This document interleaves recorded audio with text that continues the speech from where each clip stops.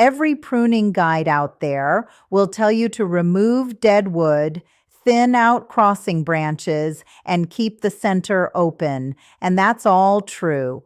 But here's what 40 years of growing fruit trees has taught me.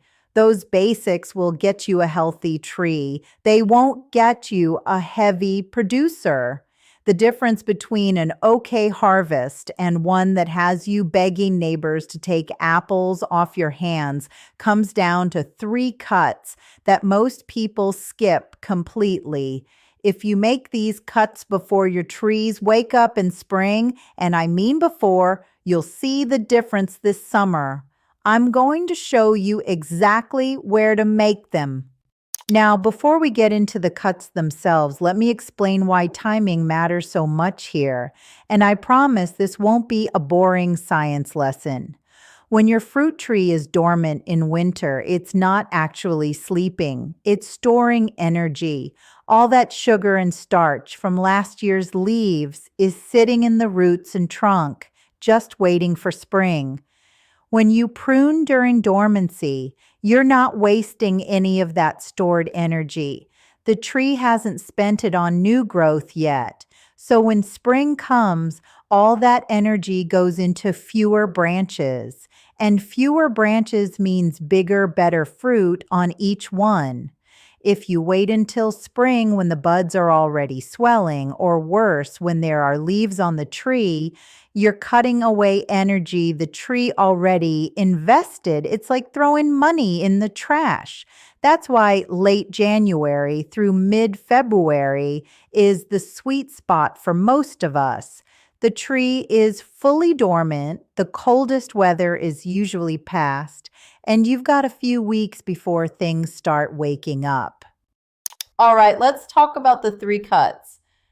Cut number 1, I call this one the redirect. Take a look at your tree and find any branch that's growing straight up toward the sky. These are called water sprouts or suckers, and they're incredibly vigorous. The tree loves to put energy into them because vertical growth is the fastest growth. But here's the problem. Vertical branches don't produce much fruit. They're too busy growing to bother with apples or pears or peaches. The fruit-producing branches are the ones that grow more horizontally, at angles between 45 and 60 degrees from the trunk. So here's what you do. Don't just chop off that vertical branch at the base. Instead, follow it down until you find a side branch coming off of it that's pointing in a better direction, something more horizontal or at least angled outward. Make your cut about 1/4 inch above where that side branch connects. You're redirecting the energy from grow up to grow out. I had a pear tree years ago that was basically a bunch of telephone poles pointing at the sky. Beautiful tree, almost no fruit. One winter, I redirected every major vertical branch to an outward-facing side branch. That summer, I got more pears than the previous 5 years combined. The key is finding the right side branch to redirect to. You want one that's at least 1/3 the diameter of the branch you're cutting.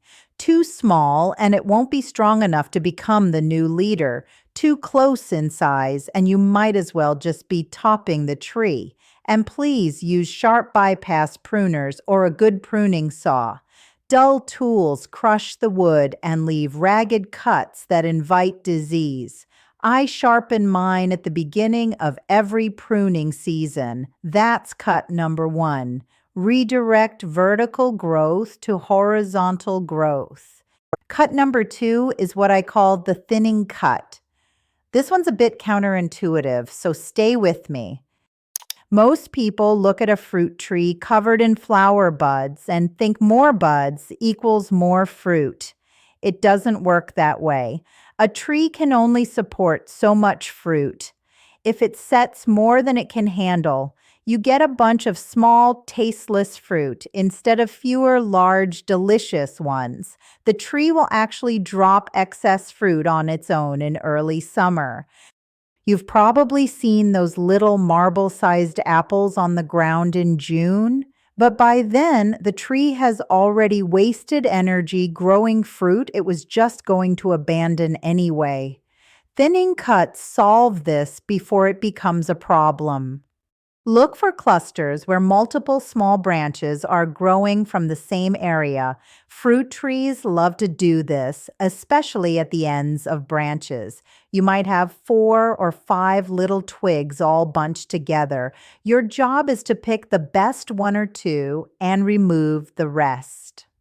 The best ones are the ones with the most flower buds, pointing in the direction you want the tree to grow and not rubbing against their neighbors. Cut the others right back to where they connect. Don't leave little stubs. I know it feels wrong to cut off branches covered in flower buds. Your instinct is to keep everything because each bud could become fruit. But trust me on this. The fruit that develops on the remaining branches will be so much better. When I first started thinning aggressively, I was nervous about it. I thought I was throwing away my harvest. Then I bit into my first properly thinned apple that September and understood immediately. It was the best apple I'd ever grown. Now I thin without hesitation. And my trees thank me for it every summer. One more thing about thinning cuts. This is also when you remove any branches that are crossing through the center of the tree or rubbing against each other.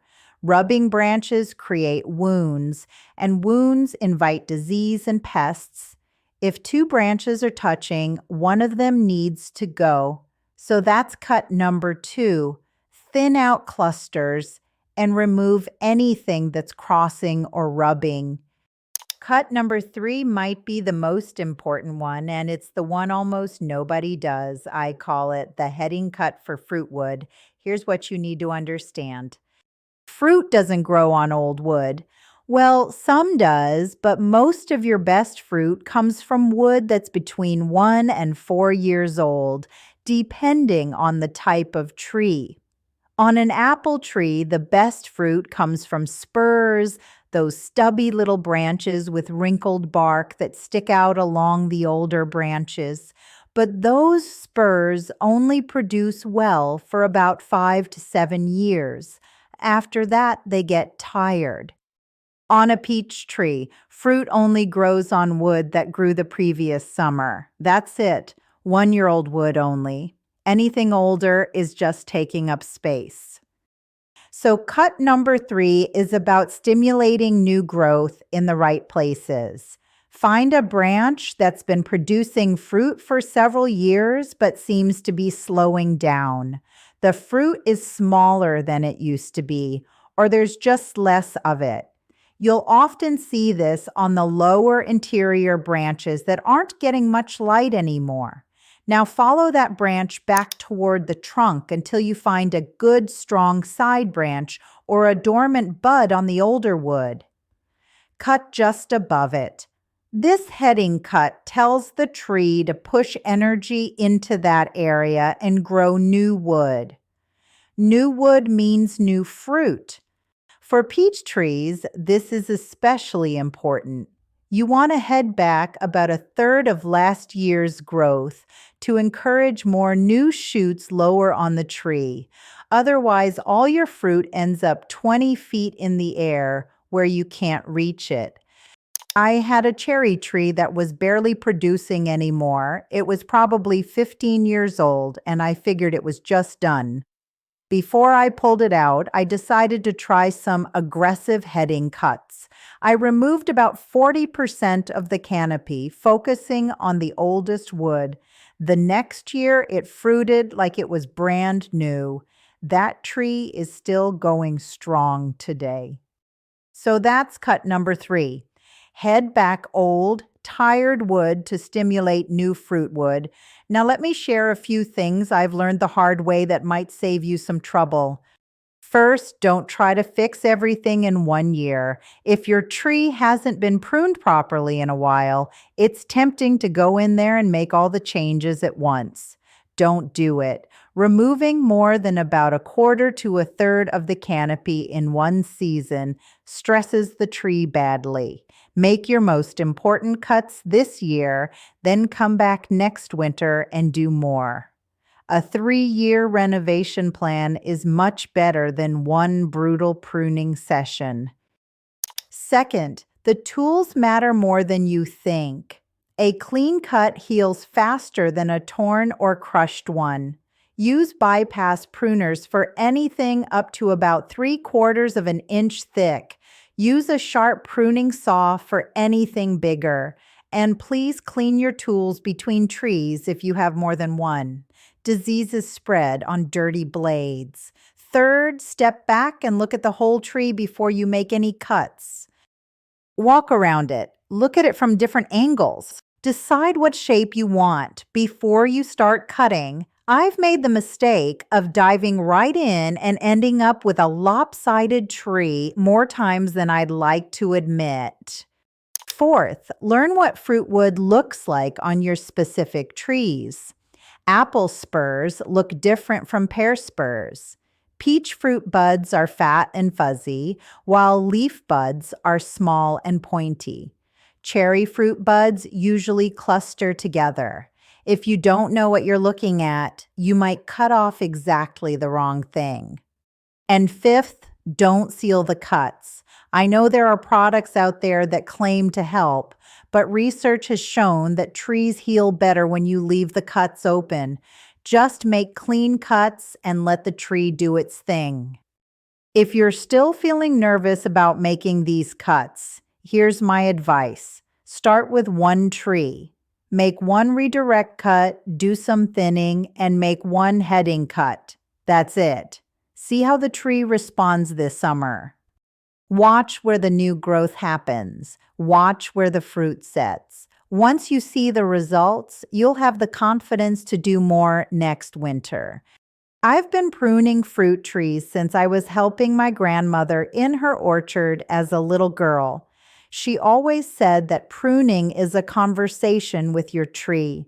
You make a cut and the tree responds. Then you make another cut based on how it responded.